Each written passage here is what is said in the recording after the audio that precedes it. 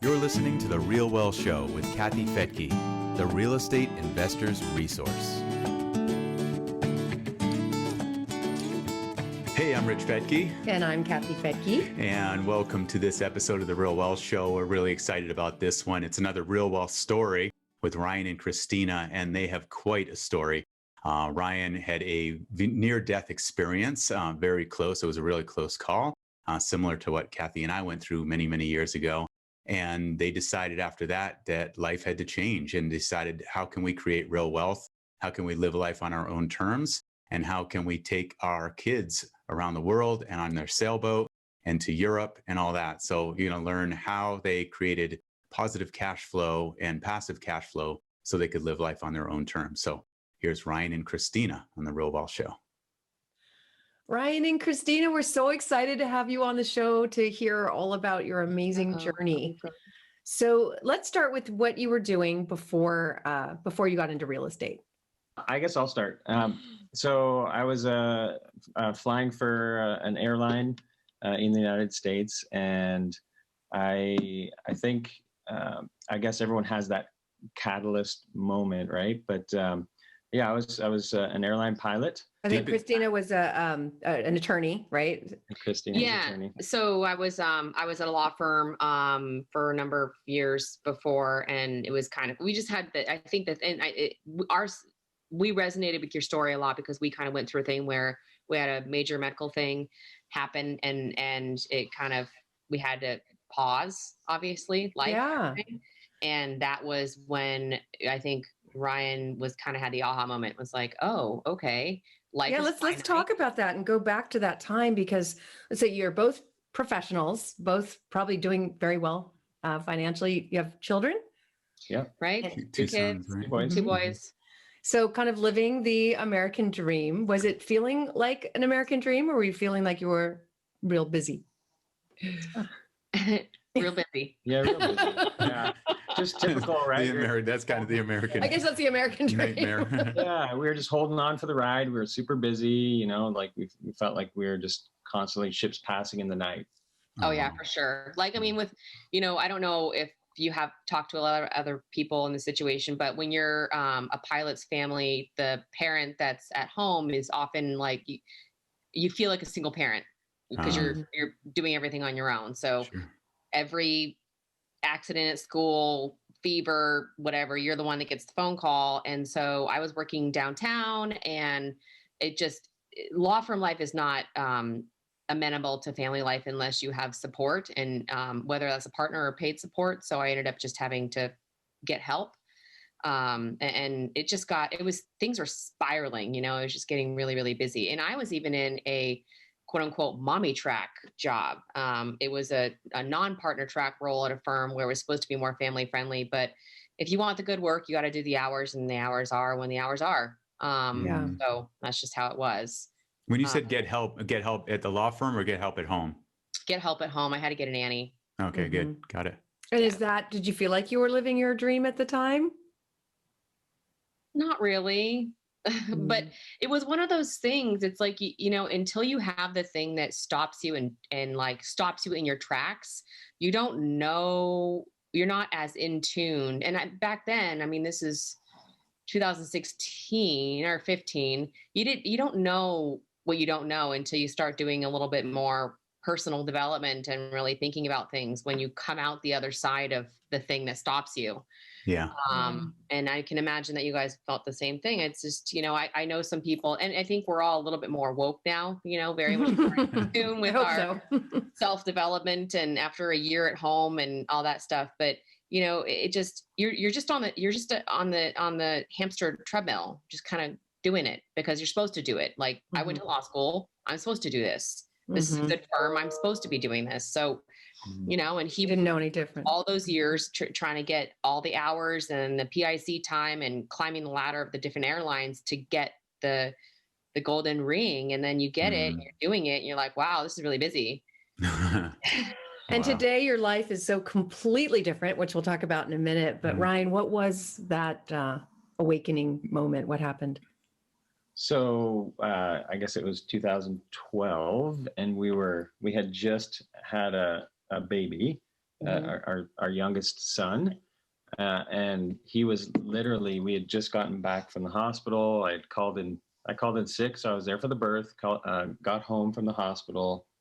I think you got like 2 weeks parental leave. Yeah. And then So. we got home, we spent one night at home, right?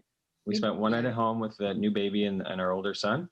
And then the next morning woke up and had a massive aneurysm and ended up almost, meeting my maker, if you will. Oh, wow.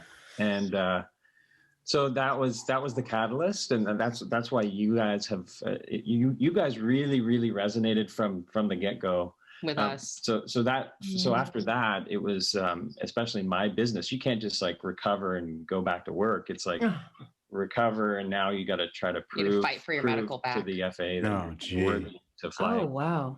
So that did not happen. So didn't end up getting the ability to fly again. I ended up over the next few years kind of driving to work in the Bay Area. We live up in the Sacramento, Northern California region.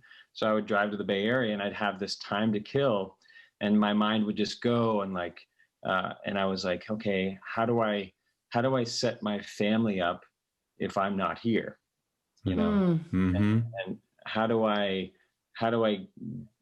build something for them that can stand the test of time? And also, while I'm on this earth, how can I do what I want to do? Because this is it. This is not a dress rehearsal. Yeah. So I remember researching, and I was like looking up passive income. I kept searching for that kind of stuff, and you guys came up. And then I just started devouring the content. And I remember early on, just like, I think what stuck with me was your story early on and I was like, oh my God. A little too similar. That sounds so similar. And then I was like, I kept listening and I'm like, this is like 1 + 1 = 2. This seems so simple. It can't be that simple. If it was simple, everyone would do it, right? Right. Yeah. Seems that way. Yeah, it does. And it was just like, it just seemed like such simple math. And I'm like, okay. So I started listening and devouring the content. And then I want to say I listened for at least a year or something like that. And finally I'm like, Christy, you have to listen. I need you to come to a RealWealth event. He wanted me to go to a live event let me just fill in one gap. When he went back to work, he did go back to work at the airline in a non-flying position. Okay. Nice. Okay. But it was really a close call. I mean, you just had a baby and next day you have a brain aneurysm and almost die.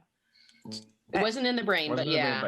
Yeah. Funny, everyone thinks that when. Yeah, that's what I thought. Yeah. Kind of internal gut area. But yeah, I mean, I literally, thank God I had a good birth, and it was my second because I had to take my baby with me to the intensive care unit for 3 weeks. I mean, like, it was all hands on deck. Both of our parents moved in because we had another son who was 4.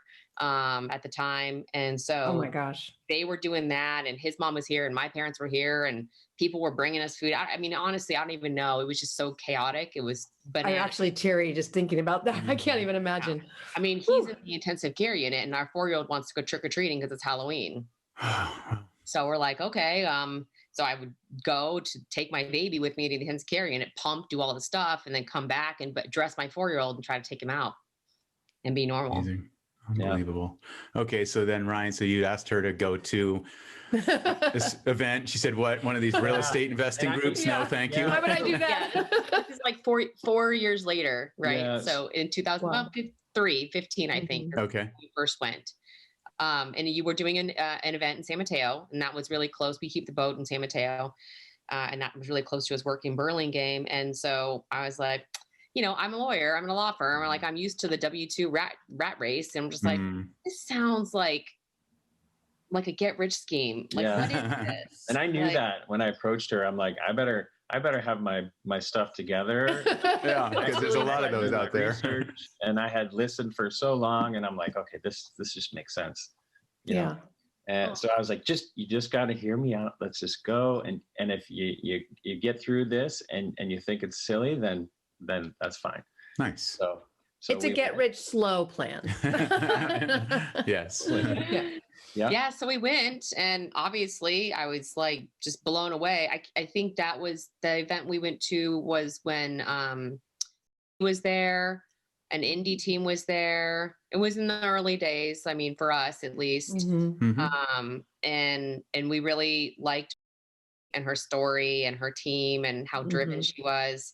And I can't remember how long it took us. I want to say that event was in the fall, maybe 15 or so. Yeah. And we were getting, I think that's when I got on board. Then he was like, okay, we can do passive income. Let's go do my dream. And his dream was to live on a sailboat and sail with his family. Like, all that. Wow. How was that a long-term dream? I mean, did you have it for a while? Yeah, that was so that was ever since I was a kid. Wow. So Oh my gosh. I did a camp as a 10-year-old kid, fell into sailing. And then it seemed like everyone I touched in my life seemed to be involved with sailing. Was it something you thought you would do when you retire, or? Yeah, definitely. Okay. Definitely when we retire, but we had talked when we got married. I was like, hey, wouldn't it be cool when we're 40 to like take our kids when they're like school age and do it when she doesn't remember. Right? Yeah. She's like, you might remember. Different dreams. Yeah. No, I was like, oh, it'd be cool to get these kids while they're young and impressionable, and you have this time when they're not like in high school. Yeah. To do something like that. So, and it's funny because once life got rolling, I was like, there's no way that's going to work. Yeah. And then this is where that medical event kind of came in, and I was like, oh, this is the perfect plan. So actually kind of moving forward with this, once we kind of put things in motion and started doing the real estate, I approached my company and I was like, hey, I want to do this. And by that point we had real estate, and I was like, hey, if they say no, we can still exit. Ooh, it's so good to have that backup plan, because you jumped in. I mean, this is the interesting thing. Like, okay, Ryan, you introduced her, you brought her to an event, and in 1 year you bought 10 properties. Is that right? Yeah. Okay, so what was the shift for you, Christina? Like, well, yeah, I know. Let me fill in the gaps. I feel like so we went to the event, and we were already looking for other separate income, non-W-2 income opportunities, so that we could go sailing, because the health matter was the catalyst. After he had recovered for that and he had been back at work for maybe 3 or 4 years, we were talking and doing the life math, and we're like, you know what, like with the health stuff, we couldn't wait until he's retired, and there's no guarantee, every day you're just lucky to have your day. So we were like, okay, that scared us so much that we were like, okay, I was like, okay, I'm ready to do this. Let's do this. Like, we're going to rent the house, move everything out, sell our car. I'm quitting the firm, and we're going to come up with separate income. And I had researched other ways to make money too. Like, I was looking at several different franchise opportunities, lots of different things, and going down very far paths with several of these different franchises. But the thing is even with a franchise, you still have to run the business, and you still need to like hire employees. And we didn't have time for that, because we knew we were leaving in 16. And so this was all just happening very fast. I mean, we bought the boat in January of 16. We moved out of our house in July of 16, and we pushed off the dock for a while in August. Amazing. So it was really, really fast. We bought those 10 houses between January of 16, and we closed on the last one in May, end of May. Oh, we got out of our house a month later. Yeah, it was wild. So how did you finance the 10 homes? Did you use the money from the sale of your home? Oh, no, you rented out your home. No, we didn't sell our house. We had capital set aside from another thing. And so we did, we talked about doing the cash all cash on smaller number of properties. But at the time, mortgages were good, and he was doing all this research, and he was like, let's use the bank's money, and we'll just do the downs. While you're still working at 6%. While we're still working. Yeah. Exactly. We qualified for everything while we were still working. And I want to say we did the 5 that you can do at 20%. And then the next one, you have to do it at 25%. So we did that. And we worked with Missy's guy, Sean out there, Sean Huss. Yeah, who's been great. We've continued to use him. Yeah. He's fantastic. He is president business. He gets it done. Really like him. I'm glad you said that, because we were just about to do some refis, so we'll call Sean. We've done some refis. So we've continued to use the people that you have as affiliates, mostly. That's kind of why it happened so fast, because we knew we were pushing off, and the house, I was getting ready to rent this house. I was selling everything, moving out. My nanny was like helping me with all this stuff. I was still working at the firm. Oh my gosh. Yeah.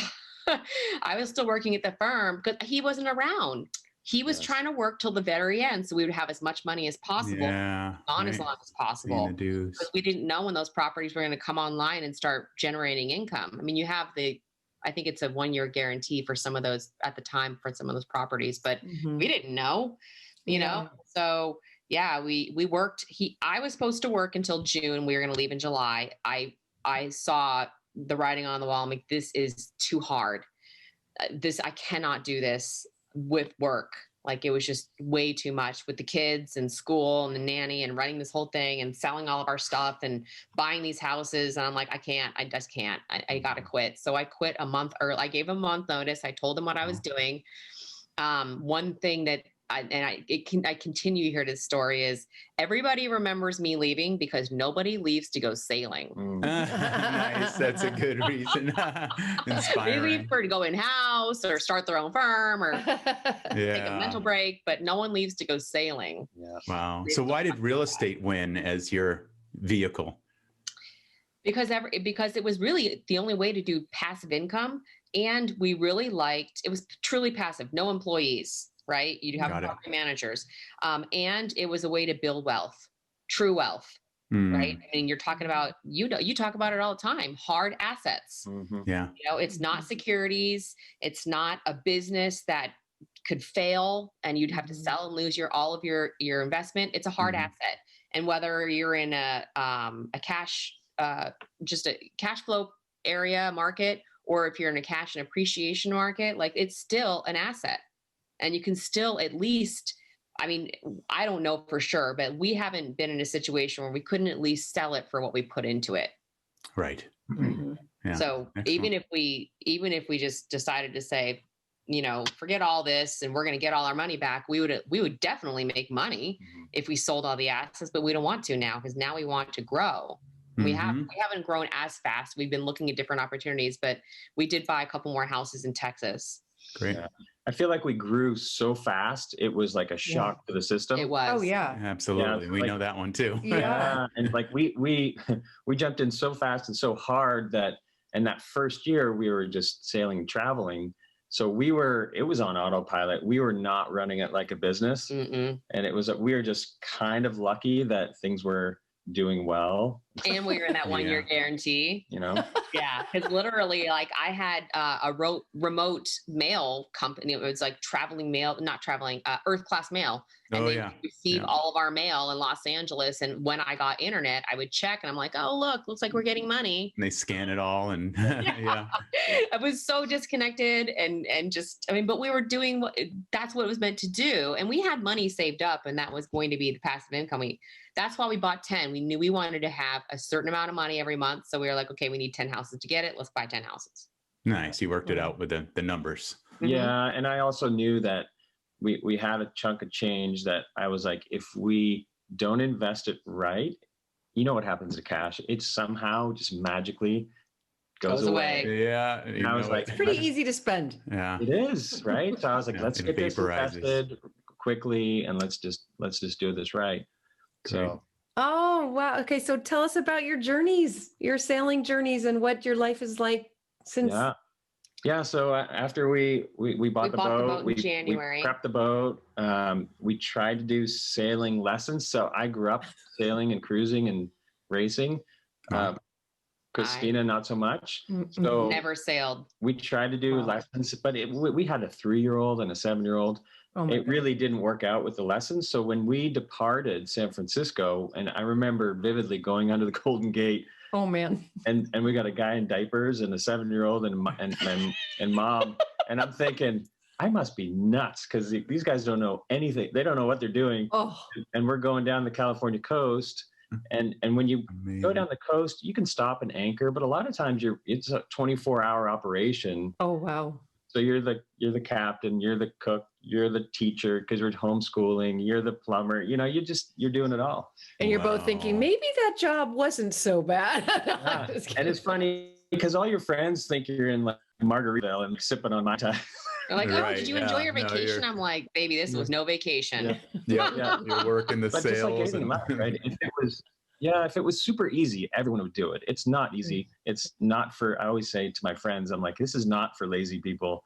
This is like, you're working, you're in it, but the reward is pretty amazing. I mean, just the things that the children see and all of us saw are amazing. And so as you go down the coast, we touched some villages in Mexico where I always say that the nicest people on the planet are from Mexico. I mean, there's plenty of from other countries, but I really do thank the people there all the time. Every time I run into someone from Mexico, because I'm like, your country literally has given me more than I could ever give it back. Oh, that's awesome. They are the nicest people. They really are. I mean, so we sailed. We had an open plan because we moved out of our house and the house is rented. We didn't know when we were coming back. I sold my car, all this stuff, and we left one car. I don't know. I think because we needed a car still to get stuff down to the boat, and then my parents drove it back, and I don't even know what they did with it. But I mean, we got it back when we came back. But anyways, so we sailed down for basically from San Francisco to southern Jalisco, I think was the farthest south we went in Mexico. And it started getting really, really hot. And there's certain weather windows to cross the Pacific and go into the South Pacific or to go further down and get through the Panama Canal to go to the other side. And we started just like really thinking about what are we going to do? The weather windows were closing. And I knew that our family was not ready to do the Pacific crossing. It's 30 days.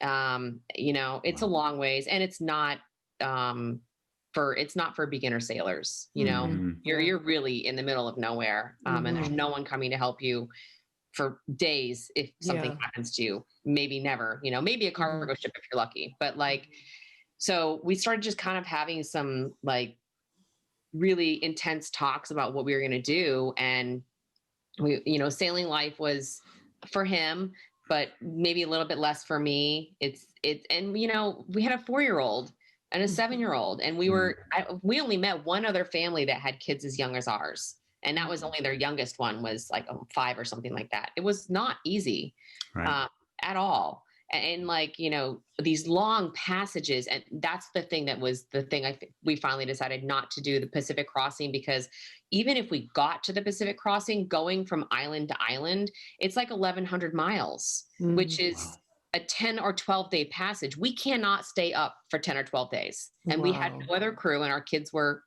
quite useless when it comes to being crew. Right. Yeah. Maybe when they're older and can work. Yeah. They couldn't even, no one could take a shift. It was just us up every 3 hours for 11 days. I can't do that. So then what? Then we decided the other thing was the insurance. The insurance either forces you down through the canal, get to a hurricane hole, or get up north past a certain latitude. So we brought the boat back up north, and we decided that we were going to bring the boat back to at least California. And then go to Europe for the rest of our time gone, because the house is still rented, so we couldn't move back. Yeah. So actually, it's been a while since we talked about the story, but we got into southern Mexico, and we were just getting into the groove where I was like, okay, she's able to do a lot of stuff on the boat now. Things are good. But one of the catalysts for our kind of change in our travel was that this house that we rented. The renters decided to just up and leave. Oh, Right. Wow. So it's a primary. So the mortgage is not, not nothing. It's California mortgage, right? Yeah. So that was like a little bit of a catalyst. We're like, okay, well, this may change How long we can our be trajectory gone. of travel here. So that was it. And then also, That was part of it. But I was recognizing that, hey, this is all me. This is all my dream. Mm. And I was like, hey, what could I do? Because like we had this golden year, right? What could I do to really go, hey, this is not just about me, but what do you want? Because That's what you could do is ask, huh? That's smart. so like I remember it was maybe over Christmas or something, and I was like, hey, like, why don't we just go travel somewhere that you want to go? Let's go to Europe or something like that, Awesome. You don't remember this. the way we remember things is completely It different. is. Mine's not called mine. being a husband and wife. Called marriage, yep. I don't think this conversation came about in such a friendly manner. It was more like, I have one stamp in my passport and I thought this is going to be a year of travel. There might be tequila involved in this conversation. Yeah. I great. signed up for the traveling, and as I love Mexico. We go back there. It was the first place we went to after we got vaccinated, but I wanted to see more. Yeah. And I didn't want to cross the Pacific. So how long were you in Europe for? we were there for about 3 months. So we brought wow. the boat back up north. We had a captain take it. We got the boat all the way to Baja, kind of like Cabo area. And then we paid a captain to take it up north. That also did not work out well, but that's a separate story for other drinks. But we were in Europe. So then we came back. We didn't have any clothes. We had been living a year of summer. So we came back to Northern California, got some of our stuff and bought clothes and stuff like that, changed out the stuff we had. And then we got flights we did back then it was WOW. So we flew through Iceland to Paris, and then we started our travels in Paris.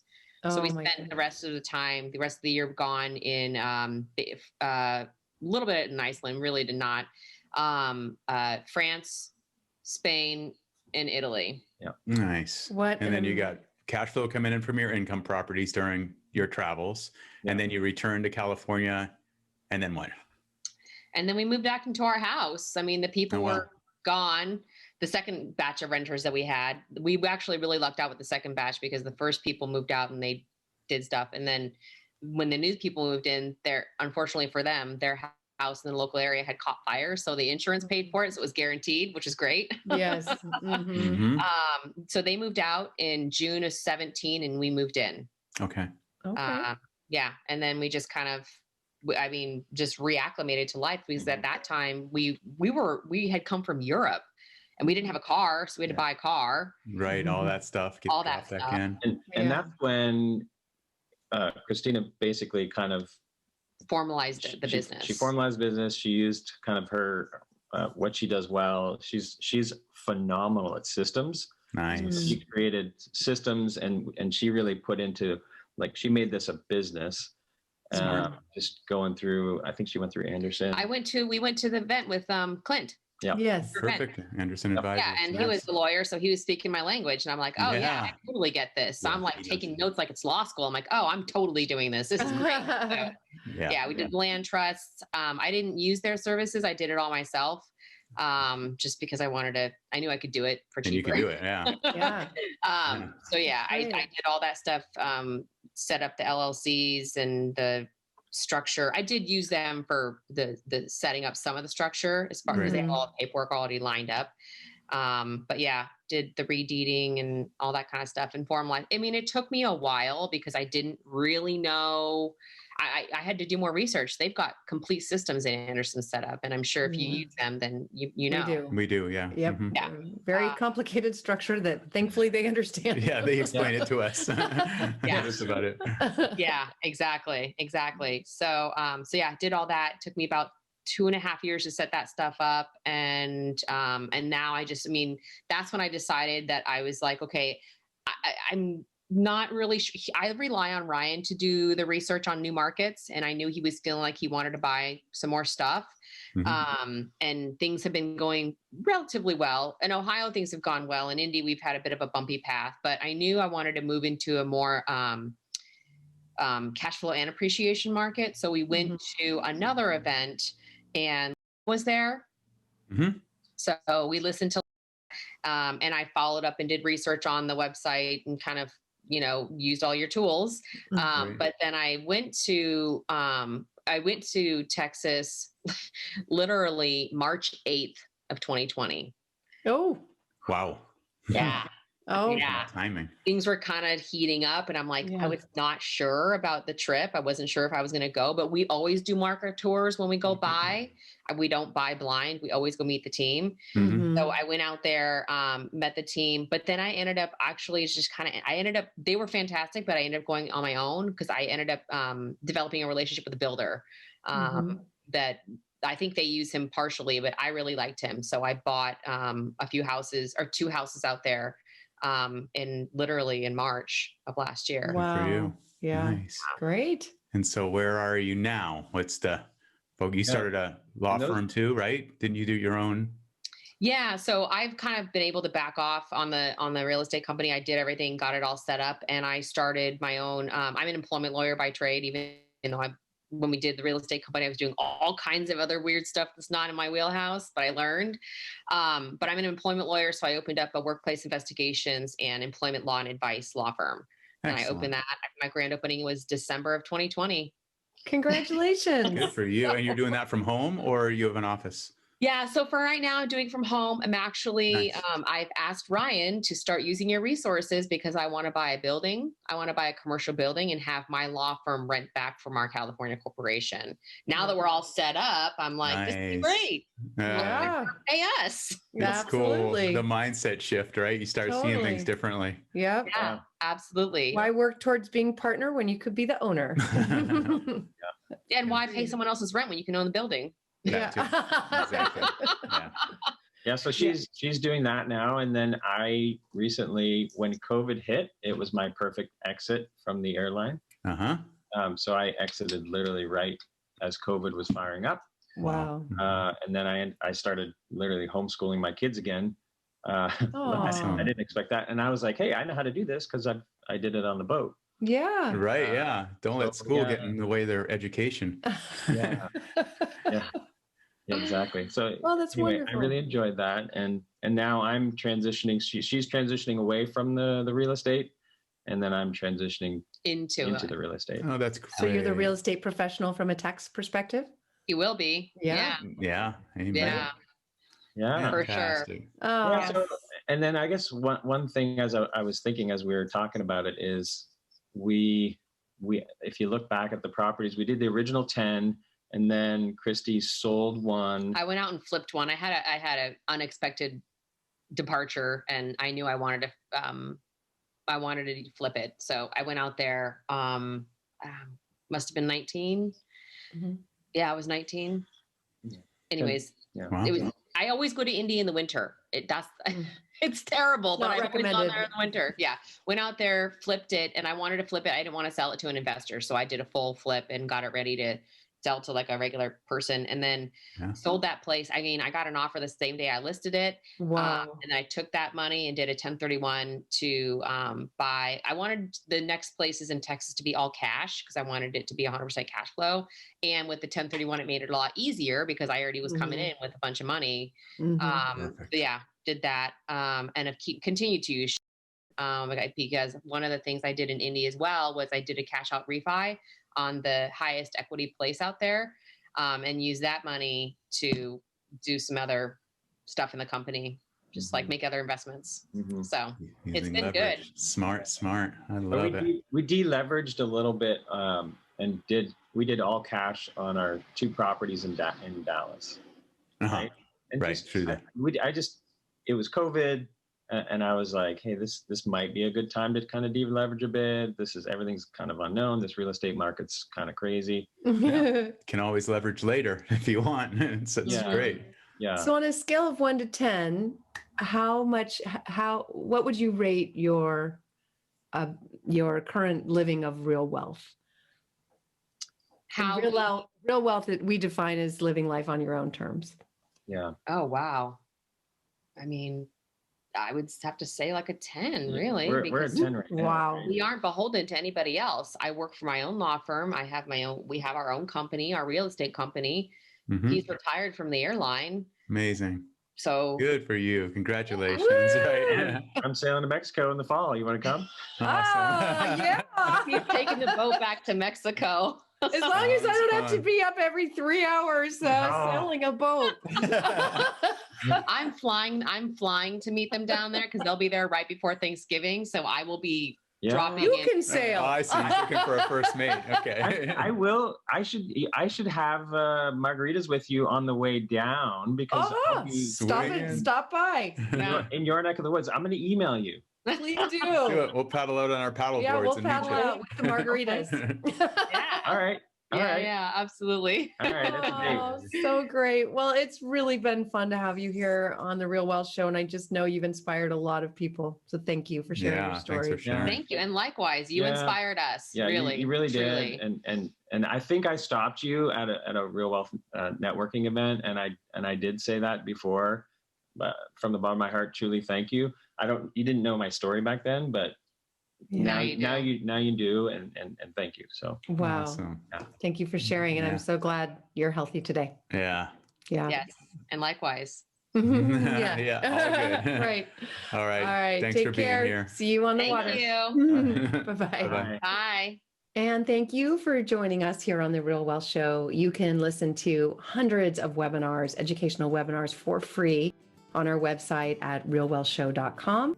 Just it's free to join, and you log in and you'll get access to, again, all that free educational material on asset protection and how to get financing and which markets are good for growth or cash flow. And then you'll have a connection to teams in those markets that have been with us for years now. They have a track record with us, and they're highly experienced. Again, you can get all that information at realwealthshow.com. The views and opinions expressed in this podcast are provided for informational purposes only and should not be construed as an offer to buy or sell any securities or to make or consider any investment or course of action.